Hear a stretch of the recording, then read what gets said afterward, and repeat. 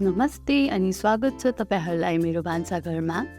आज चाहिँ म तपाईहरुलाई without oven chocolate chips cookies बनाएर देखाउन गइरहेकी छु।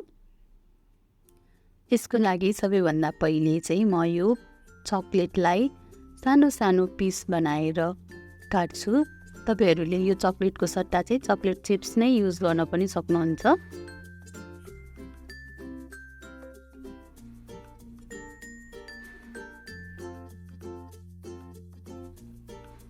अब चाहिँ मैले यसलाई काटिसकेँ। यसलाई म एउटा बलमा ट्रान्सफर गर्दैछु।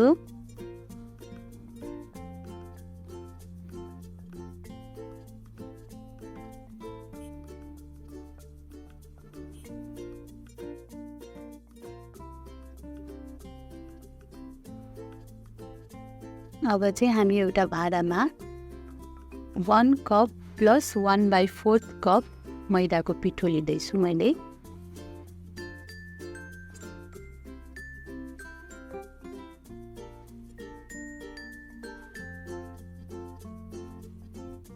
यसमा राखेँ मैले 1 teaspoon baking powder,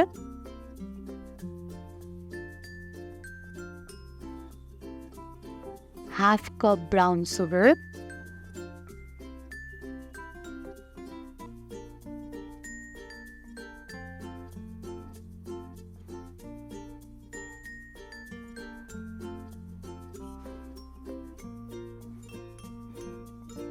one by 4 cup white sugar,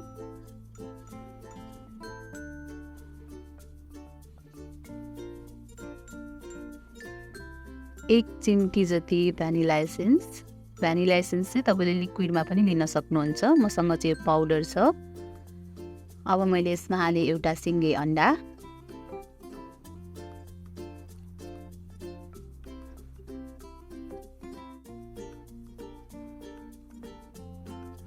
यसमा मैले फेरि राखेँ 1 कप मेल्टेड बटर। अब यो सबै राखिसकेपछि चाहिँ हामी यसलाई मजाले मिक्स गर्छौं।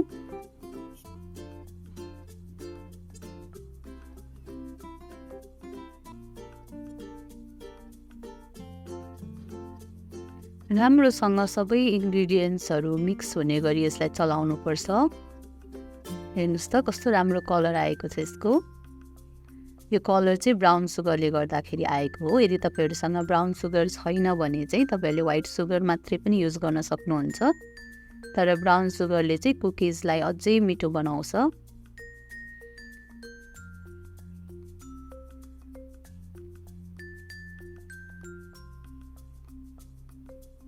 यसमा म हाल्दै छु अघि मैले मसिनो पारेर काटेको चकलेट।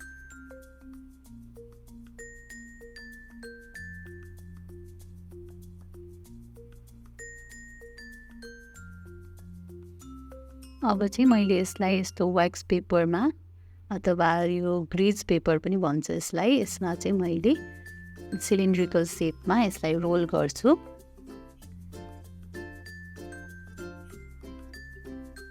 यो चाहिँ हामीले कुकिज कुन साइजको बनाउने हो त्यही साइजमा चाहिँ हामी यसलाई त्यही साइजको रोल गर्छौं।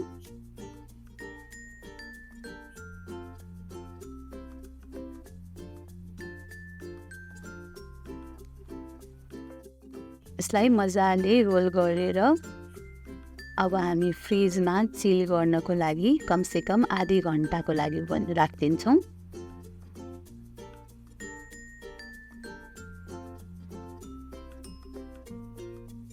अब आधी घण्टा भइसकेको छ। हेर्नुस् त यो यसरी मजाले सेट भइसकेको छ। अब चाहिँ यसलाई हामी कुकिजको साइजमा काट्छौं। तपाईलाई कतिको मोटो पातलो कुकिज मन पर्छ त्यही अनुसार काट्न सक्नुहुन्छ।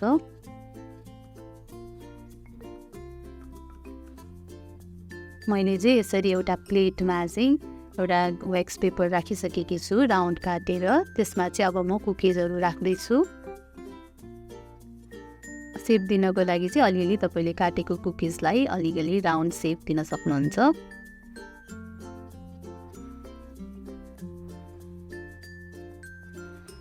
कुकिज राख्दा चाहिँ अलि डिस्टेन्समा हामीले राख्नुपर्छ, किनभने यो पाक्दाखेरि चाहिँ पग्लेर यसको साइज अलि ठुलो हुन्छ र एक आपसमा टाँसिन्छ।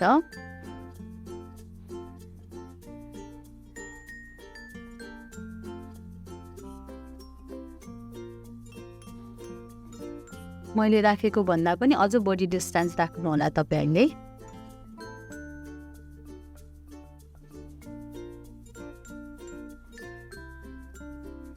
मैले चाहिँ यसरी कुकिज पकाउने गरेको छु। यो मोमोको भाँडा हो। यसमा चाहिँ मैले एउटा स्ट्यान्ड भाँडा राख्ने स्ट्यान्ड लिएकी छु र त्यसलाई ग्यास अन गरेर राखिदिएँ। एकछिन कुकिज राख्नुभन्दा अगाडि चाहिँ यसलाई हामीले प्रिहिट गर्नुपर्छ। एकछिन तातो हुन दिने अनि राम्रोसँग तातो भइसकेपछि मात्र कुकिजलाई राख्यो भने चाहिँ राम्रोसँग पाक्छ। अब यसलाई कुकिजलाई हालेर मैले यसरी बिर्को लगाइदिइसकेँ। लगभग 15 मिनेटपछि मैले यसलाई खोल्दैछु। हेर्नुहोस् त हाम्रो कुकिज पाकिसकेको छ। हेर्नुहोस्,